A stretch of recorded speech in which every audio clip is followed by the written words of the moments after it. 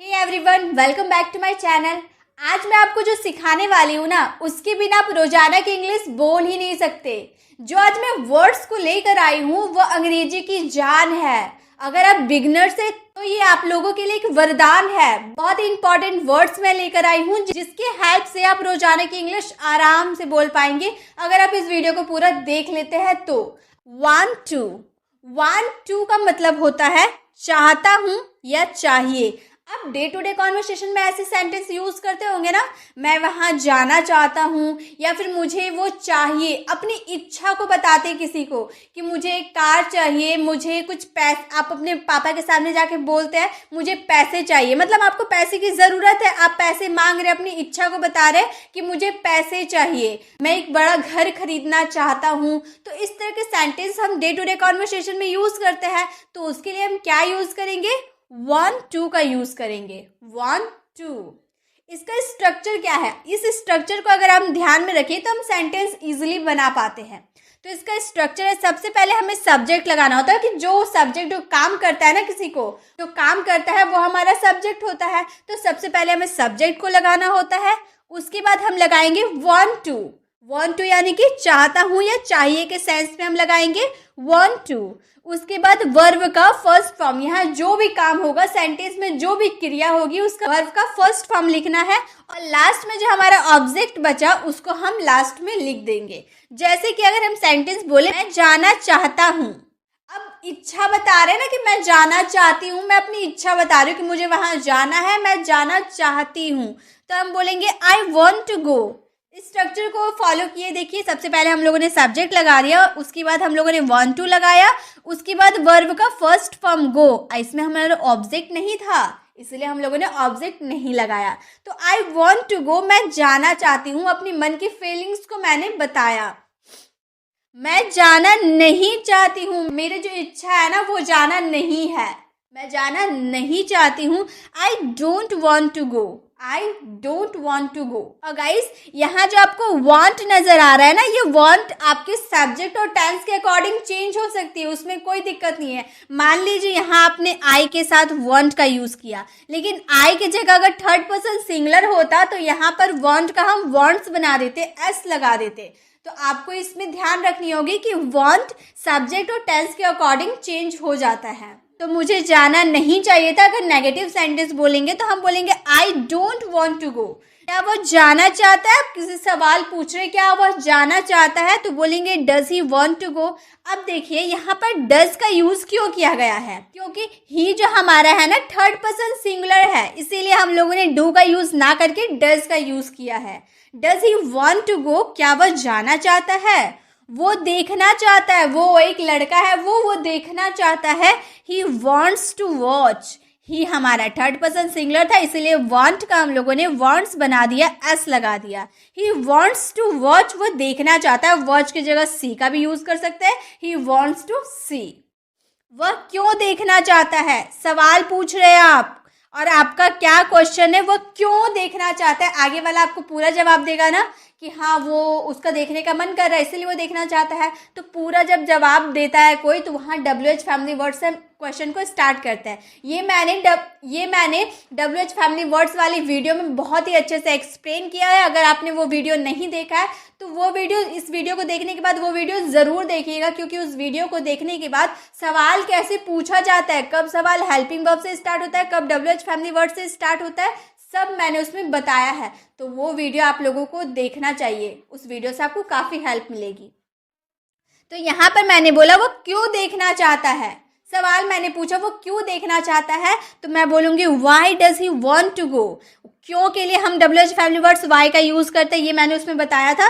तो वाई हमारा ही third person singular था इसलिए डज का यूज़ किए। Why does he want to see, वह क्यों देखना चाहता है। तो जब आप अपनी मन की फीलिंग्स को किसी को बताएंगे ना कि मैं आज घूमने जाना चाहती हूँ, मैं आज वहाँ जाना चाहती हूँ, तो जो भी आपकी मन की फीलिंग्स रहेगी उसे आप बताइएगा किसी को, तो वहाँ पे आपको 1 2 का यूज़ करना है। स्ट्रक्चर आपको ध्यान में रखना है, सबसे पहले सब्जेक्ट, फिर 1 2 प्लस वर्ब का first form and the last object, अगर आपका ऑब्जेक्ट बचा तो। ये तो 1 2 हम लोगों ने सीखा। बहुत सारे आपको शब्द मिलेंगे जो आपको डे टू डे कॉन्वर्सेशन में बहुत ही ज़्यादा इंपॉर्टेंट है, तो वीडियो में अच्छे से वीडियो को एकदम ध्यान से आपको देखना है ताकि आपको सब आसानी से समझ में आ जाए। मैं बहुत ही इजी वे में आपको सिखाने वाली हूँ, बहुत ही सरल भाषा में। अब है वुड हैव। वुड हैव का दो सेंस निकलता है, एक होता है पास होगा और दूसरा होता है काम कर चुका होगा। मतलब एक सेंस में कोई काम नहीं हो रहा, बस हम पास होने की बात कर रहे हैं, पास होने में कोई काम हो रहा है, नहीं हो रहा। और दूसरे वाले में काम कर चुका है, काम हो रहा है, उसमें चुका है, मतलब काम की उसमें वर्ब आएगा। देखिए स्ट्रक्चर दोनों का अलग अलग है, पास होगा का स्ट्रक्चर अलग है और काम कर चुका का भी स्ट्रक्चर अलग है। जब हम पास होगा वाला सेंटेंस बोलेंगे ना कि मेरे पास एक कार होगा, मेरे पास एक पेन होगा, मेरे पास एक बुक होगा, तो होगा के लिए हम क्या यूज करेंगे? सबसे पहले सब्जेक्ट यूज करेंगे, उसके बाद would have and the last object. जब काम कर चुका होगा, कोई काम होगा अगर सेंटेंस में, तो उसमें हम यूज करेंगे सबसे पहले सब्जेक्ट, उसके बाद वुड हैव, उसके बाद वर्ब का थर्ड फॉर्म। क्यों? क्योंकि इसमें हम लोग का काम हो रहा है ना। जैसे राम खेल चुका होगा, राम पढ़ चुका होगा, तो उसमें काम हो रहा है ना, पढ़ने का, खेलने का काम हो रहा है, तो उसमें हम वर्ब का थर्ड फॉर्म यूज करेंगे और लास्ट में हम ऑब्जेक्ट लगा देंगे। और गाइस आप सोच रहे होंगे यहाँ होगा आ रहा है ना, होगा दोनों सेंस में होगा आ रहा है। आगेगी के लिए तो हम लोगों ने विल का यूज सीखा है, लेकिन यहाँ वुड का यूज क्यों हुआ है ये मैंने काफी बार आपको मॉडल्स में बताया, फिर से मैं आपको बता दे रही हूँ क्योंकि शायद आप पहली बार मेरी वीडियो देख रहे होंगे तो आपको नहीं पता होगा, इसलिए मैं फिर से दोहरा देती हूँ। जब आप प्रेजेंट में कोई बात बोलेंगे ना कि वो खेल रहा होगा, वो काम कर चुका होगा, उसके पास होगा, प्रेजेंट में बात बोल रहा है, तो उसमें आपको वुड हैव का यूज करना है। अगर फ्यूचर की बात करें कि उसके पास एक पेन होगा, फ्यूचर में उसके पास पेन होगा, अभी नहीं है, फ्यूचर में होगा, तो उसमें विल का यूज करना है। प्रेजेंट में अगर बोल रहे कि उसके पास पेन होगा, मतलब जिस वक्त आप बोल रहे हैं उसके पास वो पेन होगा, तो उसमें वुड का यूज करना है। ठीक है, इसमें आपको कंफ्यूज नहीं हो, विल और वुड में आपको कंफ्यूज नहीं होना। दोनों का हिंदी मीनिंग भले ही सेम आता है, लेकिन उसको सिचुएशन आपको देखना होगा कि आप प्रेजेंट की बात कर रहे या फिर फ्यूचर की बात कर रहे हैं। जैसे हमारा सेंटेंस है उसके पास पेन होगा, कोई काम हो रहा है इसमें? कोई काम नहीं हो रहा ना, सिर्फ हम लोगों ने क्या बोला? उसके पास पेन होगा, तो हम बोलेंगे he would have a pen. हमारा ही सब्जेक्ट हो गया, उसके बाद वुड हैव हम लोग लगा दिए, उसके बाद a pen object. He would have a pen, उसके पास पेन होगा। प्रेजेंट में आप दुकान गए पापा के साथ, पापा ने पूछा कि तुम्हारी बहन के पास पेन नहीं होगा, पेन ले लो, तो आप बोल रहे मेरी बहन के पास पेन होगा, आप जिस वक्त बोल रहे उसके पास पेन होगा, तो इसमें वुड हैव का यूज करना है कि वुड हैव अ पेन। उसके पास पेन नहीं होगा, अब आप नेगेटिव सेंटेंस बोल रहे उसके पास पेन नहीं होगा, आपके पापा बोल रहे कि उसके पास पेन नहीं होगा, तो बोलेंगे he would have not a pen. Would और हैव के बीच में आपको नॉट का यूज करना है। He would not have a pen, उसके पास पेन नहीं होगा। क्या उसके पास पेन होगा? सवाल पूछा जा रहा है, क्या उसके पास पेन होगा? अब उसके पास अगर पेन होगा तो यस बोला जाएगा, नहीं होगा तो नो बोला जाएगा, मतलब आधा जवाब आपको मिल रहा है ना। तो आप मॉडल हेल्पिंग वर्ब से अपना क्वेश्चन को स्टार्ट कीजिएगा। Would he have a pen, would he have a pen, क्या उसके पास पेन होगा? अब वह खेल चुका होगा, मतलब जिस वक्त आप बोल रहे हो उस वक्त वह खेल चुका होगा।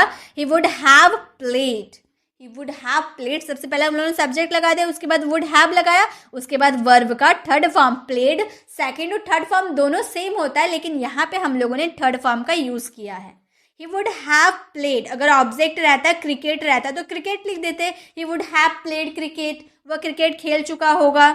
वह क्यों खेल चुका होगा? कोई सवाल पूछ रहा, वो क्यों खेल चुका होगा, पूरा जवाब आपको देना है। तो आप क्या चीज से सवाल स्टार्ट कीजिएगा? WH फैमिली वर्ड्स वाई से।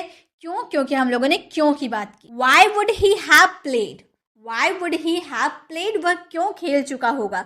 तो जब आपके सेंटेंस में पास होगा या फिर कोई काम कर चुका होगा तो हम उसमें वुड हैव का यूज करना है। जब प्रेजेंट में आप कुछ बोल रहे कि उसके पास होगा या फिर प्रेजेंट में वो खेल चुका होगा तब वुड हैव का यूज करेंगे। अगर फ्यूचर के लिए बात करेंगे तो उसमें विल हैव का यूज करेंगे, ये आपको ध्यान में रहेगा।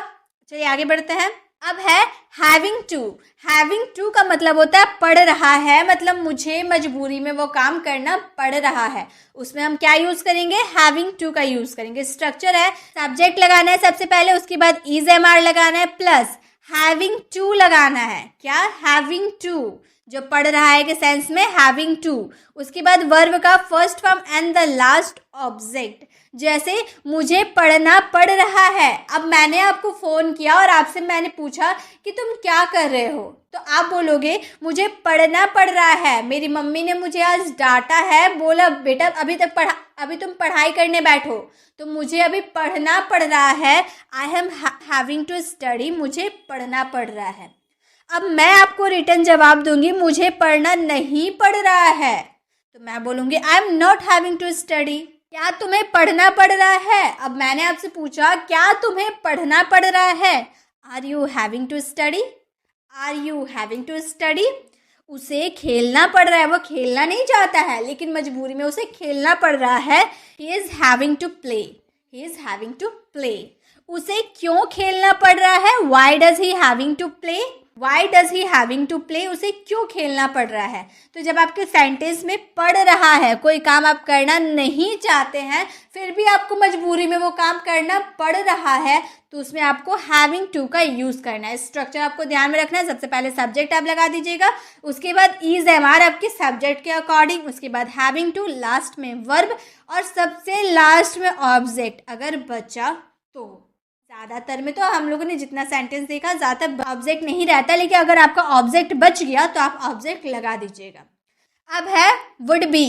वुड बी का होता है होगा या फिर रहा होगा। इसमें भी दो सेंस निकलता है, एक सिंपली होगा और दूसरा रहा होगा। दोनों का स्ट्रक्चर भी अलग होता है। अगर आप होगा बोलना चाहते हैं तो आपका स्ट्रक्चर होगा सब्जेक्ट, उसके बाद वुड बी और डायरेक्ट ऑब्जेक्ट, कोई वर्ब नहीं, कुछ भी नहीं। जैसे वह घर पर होगा, वह दुकान पर होगा, वह स्कूल में होगा, पापा ऑफिस में होंगे, इसमें कोई काम हो रहा है? नहीं हो रहा है ना, सिर्फ सब्जेक्ट की कहीं होने की बात कर रहे हैं लेकिन इसमें काम नहीं हो रहा है। और दूसरा सेंस है रहा होगा, इसमें काम होगा। जैसे कि स्ट्रक्चर है सब्जेक्ट, उसके बाद वुड बी, उसके बाद वर्ब का फर्स्ट फॉर्म, वर्ब के फर्स्ट फॉर्म में आपको आईएनजी ऐड करनी है, लास्ट में ऑब्जेक्ट। जैसे ऐसे सेंटेंस आप बोलते होंगे ना, वह खेल रहा होगा, वह खेल रहा होगा, तो उसका काम कर रहा है ना, खेलने का काम कर रहा है ना। तो जब आपके सेंटेंस में काम हो रहा है तो आप ये वाले स्ट्रक्चर को फॉलो करेंगे, और जब कोई काम नहीं होगा तो ये वाले स्ट्रक्चर को फॉलो करेंगे। जैसे वह घर पर होगा, he would be at home. मान लो मैं और आप स्कूल में हैं और मैंने आपसे पूछा कि आपका भाई कहाँ है, और आप बोल रहे वह घर पर होगा, मतलब आपका भाई जो सब्जेक्ट है, सब्जेक्ट घर पर होगा, उसकी पोजीशन कहाँ है? घर पे होना है, तो हम बोलेंगे he would be at home, वह घर पर होगा। वह घर पर नहीं होगा, negative sentence, he would not be at home, he would not be at home, would be के बीच में आपको नॉट का यूज़ करना है। वह कब से घर पर होगा? आपने बोला कि वह घर पे नहीं है, तो मैं आपसे सवाल करूँ कि वह कब से घर पर होगा? When would he be at home? When would he be at home? अब वह खेल रहा होगा, ये वाले स्ट्रक्चर को आप फॉलो करेंगे, क्योंकि इसमें काम हो रहा है ना, खेलने का काम हो रहा है कि वह खेल रहा होगा। He would be playing। सबसे पहले सब्जेक्ट लगा दिया, उसके बाद would be लगा दिया, उसके बाद वर्ब में ing हम लोगों ने लगा दिया। He would be playing। क्या वह खेल रहा होगा? सवाल पूछा जा रहा है, क्या वह खेल रहा होगा? Would he be playing? Would he be playing? क्या वह खेल रहा होगा? तो जब आपके सेंटेंस में होगा सिर्फ आएगा, उसमें कोई काम नहीं हो रहा है, बस सब्जेक्ट की कहीं होने की बात करें, उसकी पोजीशन को बता रहे हैं, तो हम उसमें वुड बी का तो यूज़ करेंगे बिना वर्ब के। और जब कोई काम कर रहा होगा, वह खेल रहा होगा, वह दौड़ रहा होगा, मम्मी खाना बना रही होगी, तो उसमें हम ये वाले स्ट्रक्चर को फॉलो करेंगे, वुड बी के साथ वर्ब में आईएनजी लगाएंगे। तो ये तो समझ में आ गया कि रहा होगा या फिर होगा आपके सेंटेंस में आएगा तो उसमें वुड बी का यूज़ करना है। अब हमारा है विल हैव टू। अब वुड हैव नहीं है, will have to. Will have to का मतलब होता है करना पड़ेगा या फिर करना पड़ेगी। स्ट्रक्चर है सब्जेक्ट, फिर विल हैव टू, वर्ब का first form and the last object. जैसे मुझे जाना पड़ेगा, फ्यूचर में मुझे जाना पड़ेगा, प्रेजेंट की बात नहीं कर रहे हैं, फ्यूचर की बात कर रहे हैं कि मुझे जाना पड़ेगा। ये सारे सेंटेंस आपके बोलने पे डिपेंड कर रहा है कि आप किस तरह की बात बोल रहे हैं, प्रेजेंट में जाने की बात करें या फ्यूचर में जाने की बात कर रहे हैं।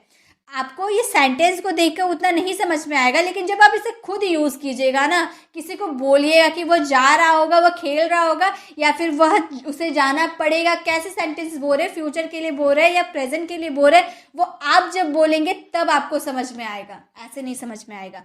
तो बस इतना ध्यान रखिए, जब आप फ्यूचर में कुछ होने की बात करेंगे तो उसमें विल का यूज़ करेंगे, और जब प्रेजेंट में कुछ होगा, जब प्रेजेंट में खड़े होके आप कुछ होने की बात बोल रहे हैं, तो उसमें आपको वुड का यूज़ करना है।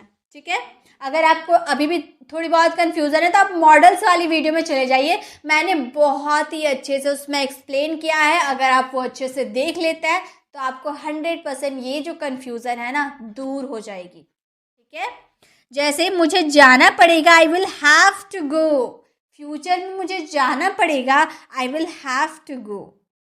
मुझे जाना नहीं पड़ेगा, I will not have to go, I will not have to go. मुझे कब से जाना पड़ेगा, when will I have to go, when will I have to go। तुम्हें करना पड़ेगा, you will have to do, तुम्हें करना पड़ेगा, you have to do, you will have to do। क्या तुम्हें करना पड़ेगा, will you have to do, will you have to do। तो जब आपके सेंटेंस में करना पड़ेगा या फिर करना पड़ेगी ऐसे सेंटेंसेस आएंगे, फ्यूचर में आपको वो काम करना पड़ेगा, तो उसमें आपको will have to का यूज़ करना है, बस और कुछ नहीं। स्ट्रक्चर है, सबसे पहले आपको सब्जेक्ट यूज़ करना है, उसके बाद will have to इस वर्ब का first form and the last object. अब है about to। about to का मतलब होता है होने वाला है, कुछ होने वाला है, कोई आने वाला है, घर में मेहमान आने वाले हैं, बच्चे स्कूल जाने वाले हैं, ऐसे सेंटेंसेस के लिए अबाउट टू का यूज़ करेंगे। इसका स्ट्रक्चर है, सबसे पहले सब्जेक्ट, उसके बाद helping verb, is, am, are, was, were, जो हमारा हेल्पिंग वर्ब होता है वो हम यूज़ करेंगे अबाउट टू, उसके बाद वर्ब का first form and the last object.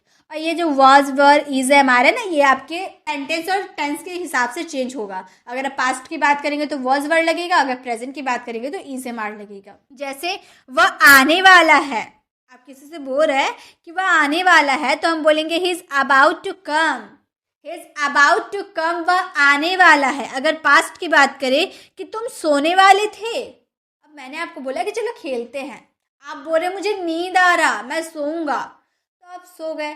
थोड़ी देर बाद मैंने आके आपको देखा कि आप फ़ोन चला रहे, तो मैं आपको बोल रही हूँ कि तुम सोने वाले थे, तुम तो खेलने नहीं आए, तुम बोले कि मुझे नींद आ रहा है, तुम सोने वाले थे, तो बोलेंगे you were about to sleep, तुम सोने वाले थे, you were about to sleep.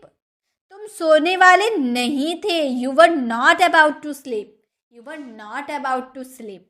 क्या तुम सोने वाले थे, were you about to sleep, were you about to sleep. तुम कब से सोने वाले थे, when were you about to sleep, when were you about to sleep. जब आपके सेंटेंस में होने वाला है आएगा तो उसमें अबाउट टू का यूज़ करना है। ज़रूरी नहीं है सिर्फ होने वाला ही आएगा, आपके सेंटेंस में वाला है लेकिन आएगा, सोने वाला है, आने वाला है, काम करने वाला है, तो उसके लिए अबाउट टू का यूज़ करना है। अब है सपोज्ड टू।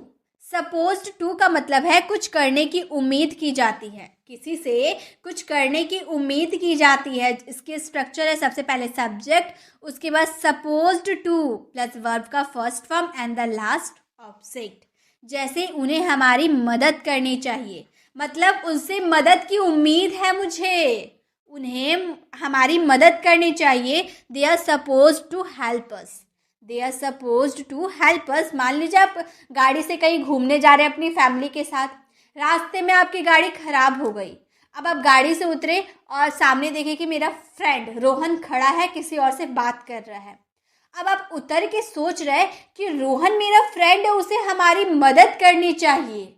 अब आपने मदद के लिए बोला नहीं है रोहन को कि रोहन मेरी गाड़ी ख़राब हो गई, मदद कर दो, आपने ऐसा नहीं बोला।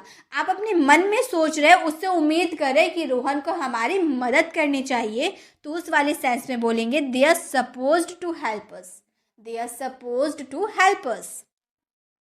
तुम्हें वहाँ जाना चाहिए, you are supposed to go there, you are supposed to go there. तुम्हें वहाँ नहीं जाना चाहिए, you are not supposed to go there. तो हमें अब पढ़ना चाहिए, we are supposed to study now, we are supposed to study now. तो किसी से कुछ करने की उम्मीद की जाती है तो उसमें हम सपोज्ड टू का यूज़ करते हैं। ठीक है। अब है used to have. Used to have का मतलब है हुआ करता था, पास्ट में हुआ करता था, मैं एक अच्छा गायक हुआ करता था। हैव अगर लगा देते हैं तो पास होने की कोई बात होती है। जैसे मेरे पास एक कार हुआ करती थी, मेरे पास एक अच्छी किताब हुआ करती थी, पास्ट में कुछ पास हुआ करती थी, तो उसके लिए हम यूज्ड टू हैव का यूज़ करेंगे। इसका स्ट्रक्चर है सबसे पहले सब्जेक्ट, उसके बाद यूज्ड टू हैव और लास्ट में ऑब्जेक्ट। बहुत ही आसान है, कोई काम नहीं हो रही है, कोई क्रिया नहीं है। जैसे उसके पास कार हुआ करती थी, पास्ट में उसके पास कार हुआ करती थी, he used to have a car, he used to have a car. मेरे पास किताब हुआ करती थी, I used to have a book, I used to have a book. उसके पास बाइक हुआ करती थी, पास्ट में उसके पास बाइक हुआ करती थी, he used to have a bike, he used to have a bike. उसके पास बाइक हुआ करती थी। तो जब आपका सेंटेंस में पास्ट में आपके पास कुछ हुआ करती थी, तो उसमें आपको यूज्ड टू हैव का यूज़ करना है पास्ट के लिए, पास्ट हैबिट को शो करने के लिए, ठीक है। अब है बी यूज्ड टू। अभी हम लोगों ने यूज्ड टू हैव का यूज़ देखा, अब है बी यूज्ड टू। ये जो बी है ना, मैंने एक वीडियो में आपको बताया था बी का ओरिजिन इज एम आर से हुआ है। तो अब बी ना लगाकर इज एम आर भी अगर आप लगाते हो तो आप बिल्कुल करेक्ट हो। इसका मतलब होता है आदत है या फिर हो जाएगी। तुम्हें इन बातों की आदत है, तुम्हें इन बातों की आदत हो जाएगी। ऐसे सेंटेंसेस के लिए बी यूज्ड टू का यूज़ करेंगे। जैसे स्ट्रक्चर है सबसे पहले सब्जेक्ट, उसके बाद हेल्पिंग वर्ब। हेल्पिंग वर्ब यानी कि जो बी है ना, बी की जगह आप is am are was verb का यूज़ कर सकते हैं हेल्पिंग वर्ब के रूप में। उसके बाद यूज्ड टू का यूज़ करेंगे एंड द लास्ट अदर्स, जो भी आपका ऑब्जेक्ट बच जाएगा वो। जैसे हमें इन बातों की आदत है। मान लीजिए आप किसी के घर गए, वहाँ पास में देखा कि बहुत झगड़ा हो रहा है। अब आप जिसके घर में गए वो लोग बोल रहे हैं आपको कि हमें इन बातों की आदत है, मतलब उनका झगड़ा देख देख के हमें आदत सी हो गई है। तो आप बोल रहे कि हमें इन बातों की आदत है, we are used to this things, we are used to this things. हमें इन बातों की आदत है, हमें इन बातों की आदत नहीं है। अब आप बोल रहे कि हमें इन बातों की आदत नहीं है, you are not used to this things. क्या आपको इन बातों की आदत है? Are you used to this things? Are you used to this things? आपको क्यों इन बातों की आदत है? Why are you used to this things? Why are you used to this things? तुम्हें जल्द ही इसकी आदत हो जाएगी, मतलब तुम्हें इसकी आदत अभी है नहीं, बट बहुत ही जल्द इसकी आदत हो जाएगी। You will soon be use to this, या फिर दिस की जगह आप इट का भी यूज़ कर सकते हैं। You will soon be use to it. तो जब आपको आदत है या फिर आदत हो जाएगी आपके सेंटेंस में आएगा, तो उसमें यूज्ड टू का यूज़ करना है और बी की जगह आप is am are were verb का यूज़ अपने टेंस और सब्जेक्ट के अकॉर्डिंग करना है। अब है हैड बेटर। हैड बेटर यानी कि करना अधिक अच्छा रहेगा, मतलब कोई काम ज़्यादा ठीक रहेगा करना। का स्ट्रक्चर है सब्जेक्ट, उसके बाद हैड बेटर, उसके बाद वर्ब का first form and the last other words. अब तुम्हारा निकलना ज़्यादा ठीक रहेगा। आप किसी के घर गए और खाना पीना सब हो गया। अब घर वाला बोला कि अब तुम्हारा शाम हो गई, तो वो बोला कि अब क्या मुझे निकलना चाहिए? तो आप बोले हाँ, अब तुम्हारा निकलना ज़्यादा ठीक रहेगा। You had better leave now, you had better leave now. तुम्हारा उसे फ़ोन करना ज़्यादा ठीक रहेगा। उसने फ़ोन नहीं किया तो क्या हो गया? तुम्हारा उसे फ़ोन करना ज़्यादा ठीक रहेगा। You had better ring him, you had better ring him. तुम्हें उसे फ़ोन करना ज़्यादा ठीक रहेगा। तो जब आप किसी को बोल रहे हैं ना कि तुम्हें ये करना ज़्यादा ठीक रहेगा, तो उसके लिए आपको हैड बेटर का यूज़ करना है। अब है वुड रादर। वुड रादर यानी कि कोई काम करना दूसरे काम से अधिक अच्छा लगता है।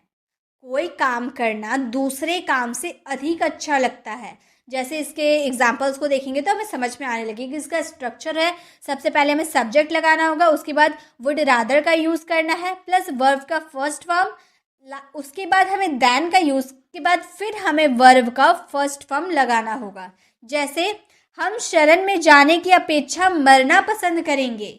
आप अपनी बात बोल रहे हैं कि हमें उसके शरण जाने की अपेक्षा, मतलब उसके शरण नहीं जाना है, भले मरना पसंद है। उसके लिए हम बोलेंगे वी वुड रादर डाई, हमें मरना पसंद है देन सरेंडर, उसके शरण में जाने से ज़्यादा। ठीक है, would rather die than surrender, हम शरण में जाने की अपेक्षा मरना पसंद करेंगे। मुझे फुटबॉल खेलने के बजाय देखना अधिक अच्छा लगता है, मतलब आपको फुटबॉल खेलना अच्छा नहीं लगता बल्कि देखना आपको बहुत अच्छा लगता है। ये जो बजाय आप बोले ना, बजाय या फिर अपेक्षा, इसी के लिए तो हम रादर का यूज़ करते हैं। हम लोगों ने कंजंक्शन में सीखा था ना, बजाय अगर हमें सेंटेंस में रहे तो उसके लिए रादर का यूज़ करेंगे। We would rather watch football, हमें फुटबॉल देखना अच्छा लगता है देन प्लेड, खेलने से ज़्यादा।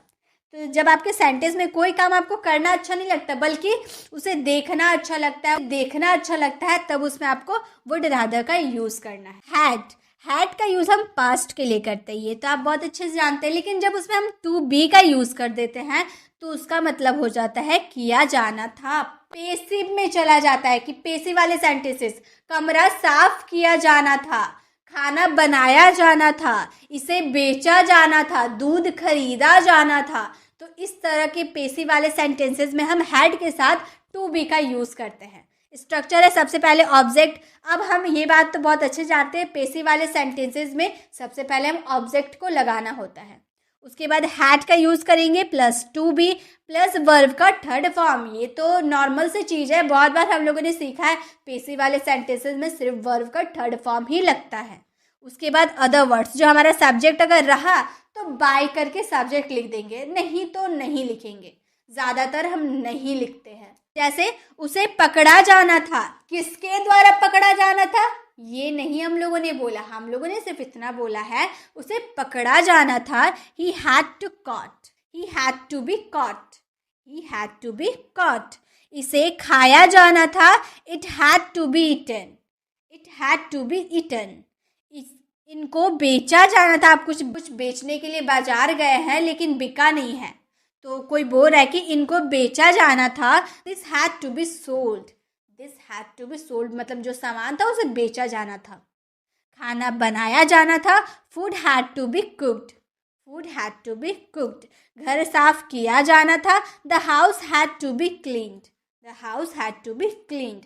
तो जब आपको पेसिव वाले सेंटेंसेस बोलना होगा ना कि किया जाना था आपको वो काम, तो उसमें हैड के साथ आपको टू बी का यूज़ करना है प्लस वर्ब का थर्ड फॉर्म, ये तो हम जानते हैं।